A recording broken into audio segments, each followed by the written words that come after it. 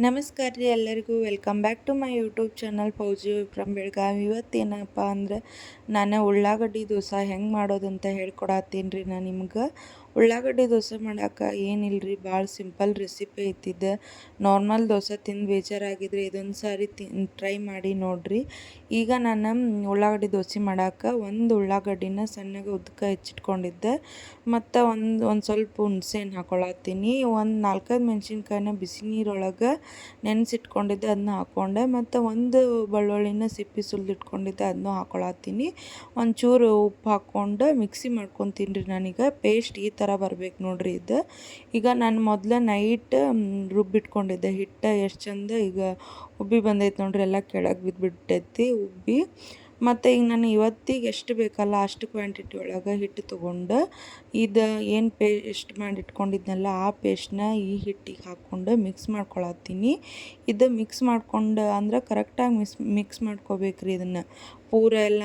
ಅದಂದ್ರೆ ನಾರ್ಮಲ್ ದೋಸೆ ಹಿಟ್ಟು ವೈಟ್ ಇರ್ತೈತಿ, ಮತ್ತು ಇದು ಪೇಸ್ಟ್ ಏನಿರ್ತೈತಲ್ಲ ಈ ಪೇಸ್ಟ್ ರೆಡ್ ಇರ್ತೈತಲ್ಲ, ಅದಕ್ಕಾಗಿ ಫುಲ್ಲೆಲ್ಲ ಮಿಕ್ಸ್ ಆಗೋ ಥರನೂ ಮಿಕ್ಸ್ ಮಾಡ್ಕೋಬೇಕು. ಚಟ್ನಿ ಅದು ಪೂರ ಎಲ್ಲ ಹಾಕೊಳತ್ತೀನಿ ನಾನು. ಇದು ಚಟ್ನಿ ಹಾಕ್ಕೊಂಡು ಫುಲ್ಲೆಲ್ಲ ಮಿಕ್ಸ್ ಮಾಡ್ಕೊಂಡಾದ್ಮೇಲೆ ಒಂದು ಸ್ವಲ್ಪ ಹೊತ್ತು ಬಿಡ್ಬೇಕು ರೀ. ಒಂದು 5 ನಿಮಿಷ ಇಲ್ಲ ಒಂದು 10 ನಿಮಿಷ ಆದರೂ ಬಿಡಲೇಬೇಕು ರೀ.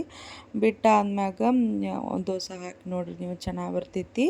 ಈಗ ನಾನು ದೋಸೆ ಕಾಯಕ್ಕೆ ಇಟ್ಟೀನಿ, ಅದಕ್ಕೆ ಹಿಟ್ಟು ನೋಡಿರಿ ಹೆಂಗೆ ಕರೆಕ್ಟಾಗಿ ಮಿಕ್ಸ್ ಆಗೈತಿ, ಎಷ್ಟು ಚೆನ್ನಾಗಿ ಕಾಣತೈತಿದೆ ಹಿಟ್ಟೀಗ. ನಾನು ದೋಸೆ ಹಾಕ್ತೀನಂತ ಈಗ ನಿಮ್ಗೆ ತೋರಿಸ್ತೀನಿ ಹೆಂಗೆ ಕಾಣಿಸ್ತೈತಿ ದೋಸೆ ಅಂತಂದು. ಈಗ ಕಾದೈತಿ ದೋಸೆ ತವ, ದೋಸೆ ಹಾಕೋಣಂತ ಬರ್ರಿ ನೋಡಿರಿ. ದೋಸೆ ಹಾಕಿದೆ ನಾನೀಗ. ಚೆನ್ನಾಗಿ ಬರ್ತಾವ್ರಿ ದೋಸೆ. ನಾರ್ಮಲಾಗಿ ದೋಸೆ ಮಾಡಿ ಬೇಜಾರಾಗಿದ್ರೆ, ತಿಂದು ಬೇಜಾರಾಗಿದ್ರೆ ಇದೊಂದು ಸಾರಿ ಟ್ರೈ ಮಾಡಿ ನೋಡಿರಿ.